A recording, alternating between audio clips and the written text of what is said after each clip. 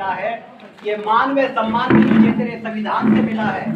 औरों को मिला होगा सब कुछ मुकद्दर से, लेकिन मुझे तो मुकद्दर भी बाबा तेरे संविधान से मिला है। बहुजन समाज में जन्मे सभी संत महात्मा महापुरुष अमर शहीदों और क्रांतिकारी वीरों के चरणों में नमन करते हुए हमारे समक्ष बैठे हमारे बड़े भाई नवीन धाना, प्रीतम भाई और सभा में उपस्थित जितने भी पितातुल्य बुजुर्गों, नौजवान साथियों, प्यारे बच्चों, आप सभी को मेरी तरफ से बाबा साहब की 135वीं जयंती की ढेर सारी हार्दिक शुभकामनाएं। साथियों, आज उस महामानव का जन्म है जिसने न तलवार से न गोली से बल्कि कलम की ताकत से जो सदियों से गुलाम थे उनको आज बादशाह बना के ऊपर तक पहुंचाया है, जो आज प्रधानमंत्री से लेकर राष्ट्रपति तक बने बैठे हैं, जिनको कभी बराबर बैठने का अधिकार भी नहीं था। उनका जीवन बाबा साहब की कलम की ताकत से सब कुछ बदल के रख दिया। साथियों, बाबा साहब की जयंती हर साल आती है और हम जयंती हर साल मनाते हैं। हम पूरे साल सोए रहते हैं और आज एक दिन 14 अप्रैल को हम बाबा साहब को याद कर लेते हैं, पुष्प चढ़ाए, माला अर्पित की और कैंडल लगाई। लेकिन साथियों, क्या इससे बाबा साहब का मिशन पूरा हो जाएगा? खाली जयंती मनाने साथियों काम नहीं चलेगा। जब तक हम बाबा साहब के बताए गए विचारों को, उनके प्रयासों को अपने जीवन में नहीं उतारेंगे, तब तक हमारा सुधार नहीं हो सकता। सबसे पहले तो हमें यह सोचना पड़ेगा कि बाबा साहब का मिशन क्या है। हम दिन रात चिल्लाते रहेंगे हम बाबा साहब के मिशन में काम करेंगे, बाबा साहब के मिशन में काम करेंगे, लेकिन सबसे बड़ी बात यह है कि बाबा साहब का मिशन है क्या, मिशन का गोल क्या है। साथियों, बाबा साहब का मिशन था इस देश का शासक बनना, और इसीलिए उन्होंने कहा था कि जाओ और अपने घर की दीवारों पे लिख दो कि हम इस देश के शासक हैं। साथियों, क्योंकि शासक, जो शासक होते हैं, जिनका शासन होता है, उन पे कभी अत्याचार नहीं होते। और आज आप देख सकते हो देश के मौजूदा हालात क्या है। हर रोज हमारे ऊपर अत्याचार होते हैं, कभी हमारी बहन बेटियों के साथ अत्याचार होते हैं। तो उनको हम कैसे रोक पाएंगे? जब तक हम सत्ता की चाबी हमारे हाथ में नहीं आएगी, तब तक ये अत्याचार हम पे कम नहीं होंगे। इसलिए अभी भी हमारे पास टाइम है कि हमें उठना होगा और समाज के लिए, समाज के लोगों के बीच में जाना होगा और उनको बाबा साहब के मिशन के बारे में समझाना होगा। वो कहते हैं ना, क्योंकि हमें हर रोज दिखता है कि आज हमारे समाज में वहां पे गलत हो गया, आज हमारे साथियों के साथ वहां पे गलत हुआ है, लेकिन हमें सबको दिख रहा है। तो उसको रोकेंगे कैसे? उसको रोकने के लिए किसी ना किसी को आगे आना पड़ेगा, क्योंकि वो कहते हैं कि यूं तो सबने दिखे हैं हालात समाज की। अरे यूं तो सबने दिखे हैं हालात समाज की, पर कोई शेर सुरमा कराया करे भाई बात समाज की। आगे आना होगा साथियों। और जो जितने भी हमारे युवा साथी बैठे पढ़े लिखे, हम सबकी जिम्मेदारी सबसे ज्यादा बनती है, क्योंकि जो हमारे साथी है, जो दिहाड़ी कर रहे हैं, मजदूरी कर रहे हैं, खेत में किसानी कर रहे हैं, उनको नहीं पता साथियों कि बाबा साहब के सपनों का भारत बन रहा है कि नहीं बन रहा है। हम पढ़े लिखे लोग हैं, बाबा साहब के आरक्षण का फायदा लिया हमने, उनकी शिक्षा का फायदा उठाया हमने, उनके आरक्षण से नौकरी ली हमने, तो फिर देश को बचाएगा कौन? बाबा साहब की विरासत को बचाएगा कौन? आज पढ़े लिखे लोग तो अपनी नौकरी बचा रहे हैं, तो फिर देश को कौन बचाएगा?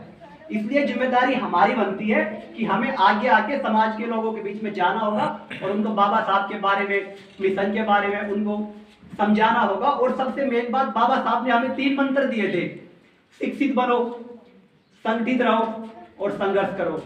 आज हम शिक्षित भी है, अच्छी शिक्षा पा रहे हैं, इसमें कोई दोहराई नहीं है, और संघर्ष भी कर रहे हैं, समाज के लोगों के बीच में जा भी रहे हैं। लेकिन जहां बात आई थी ना संगठित होने की, वहां हम पीछे रह गए। हमें बात हुई थी कि हमें संगठित रहना है, लेकिन आज अफसोस के साथ कहना पड़ रहा है कि हम अलग अलग संगठन बना के बैठ चुके हैं, जिसकी वजह से हम अपने समाज को खुद कमजोर कर रहे हैं। तो ये चीज हमें ध्यान में देना होगा। आप देखते हो हमारे देश में हर तरीके के गठबंधन होते हैं, कभी इंडिया गठबंधन होता है, कभी एनडीए गठबंधन होता है, और भी क्षेत्रीय लोगों के जितने संगठन है सबके गठबंधन होते हैं। तो क्या हम अपने नेताओं से जो हमारे बीच में आते हैं, क्या उन सबको हम मिलकर, क्या एक अम्बेडकरवादियों का एक संगठन नहीं हो सकता? क्या इनका भी गठबंधन हो सकता है? ये सवाल हमें जो हमारे बीच में आते हैं उनसे करना चाहिए, क्योंकि जितने भाई अलग अलग संगठन बनाएंगे उससे कहीं ना कहीं हम खुद अपने आप को कमजोर कर रहे हैं। तो ये चीज हमें देखनी होगी। दूसरी बात मैं इतना ही कहूंगा कि हमारे समाज में आज नशे का प्रकोप इतना ज्यादा हो चुका है कि ज्यादातर हमारे युवा नशे की लत तो इतनी बुरी तरह फंसे हुए हैं कि उनके बारे में सोच के भी डर लगता है कि शायद वो इस दलदल से बाहर निकल पाएंगे नहीं निकल पाएंगे। तो साथियों इतना ही कहूंगा, आप आधी रोटी कम खाओ, अपने बच्चों को सबसे पहले तो अच्छी से अच्छी शिक्षा देने का काम करें, क्योंकि शिक्षा ही एक ऐसी चाबी है जिससे हर समस्या का समाधान हो सकता है। और जितना हो सके नशे पते से दूर रहो। बाबा साहब ने हमें ताकत दी थी, वोट की ताकत, कि हाँ अपने नुमाइंदे चुन के आगे भेजें और वो हमारी समस्याओं का समाधान करें। लेकिन बड़ी शर्म के साथ कहना पड़ रहा है कि कई बार आजकल हमारे समाज को लोग बिकाऊ समाज कहते हैं, और उन चीजों को हमें नोटिस करना पड़ेगा। क्योंकि हरियाणी भाषा में एक बात कहना चाहूंगा कि बहुजन भाइयों जागो, अब तो बहुत बीत गया टेम थारा। बहुजन भाइयों जागो, अब तो बहुत बीत गया टेम थारा। और बोतल पौवा में बिकना छोड़ दो, बहुत हो लिया शोषण थारा। अरे बाबा साहब का समझ इशारा करो, राज की तैयारी रहे। बाबा साहब का समझ इशारा करो, राज की तैयारी रहे। नहीं दर दर ठोकर खाओगे फिर कौन सुनेगा थारी रहे। वह अमनदीप नु कैरी भाइयों बहुत रह लिए बंधन में, और काशी राम के पथ पे चल गए, कर लो कब्जा संसद में। साथियों आपको एक चीज मैं और कहूंगा कि आज हमारे देश के मौजूदा हालात कितने खराब हो रहे हैं। हर किसी को लगता है, हर रोज हमें सुनना पड़ता है, क्योंकि हमारी शासन में कोई सुनने वाला नहीं बैठा है। वहां पे हर रोज होता है कि आज संविधान को बदल दो, संविधान को हटा दो। उनकी रक्षा कौन करेगा? उसकी रक्षा भी हमें ही करनी पड़ेगी, और ये हम युवाओं की सबसे ज्यादा जिम्मेदारी बनती है। घूम फिर के बात वही आती है कि हमें एकजुट रहना पड़ेगा, और जब तक हम एकजुट नहीं रहेंगे तब तक तो साथियों ना सत्ता मिल सकती है और ना हमारी समस्याओं का समाधान हो सकता है। कि वो कहते हैं ना कि जो सूर्य से टकराए वो किरदार बनना है, हर कामयाबी का हमें हकदार बनना है। जो सूर्य से टकराए वो किरदार बनना है, हर कामयाबी का हमें हकदार बनना है। इस देश के लिए जो लड़ने से नहीं डरते, संविधान के लिए जो मरने से नहीं डरते, उन बागियों के झुंड का सरदार बनना है, उन बागियों के झुंड का सरदार बनना है। दूसरी बात, जितने भी युवा साथी है ये सभी सोशल मीडिया से जुड़े हुए हैं।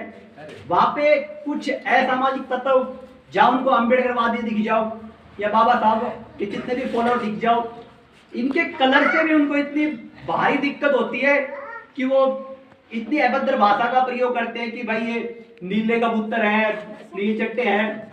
उन जैसे लोगों के लिए हमें मुंह नहीं लगना है, क्योंकि हमें अपना मिशन काम करना है। वो ऐसे ही चलते रहेंगे और उनकी तरफ ध्यान भी नहीं देना।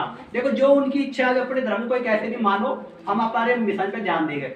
लेकिन उनके लिए भी मैं आज इस मंच के माध्यम से एक ही बात कहना चाहूंगा कि वो नीले कोट का अफसर नहीं, अफसरों का बाप था।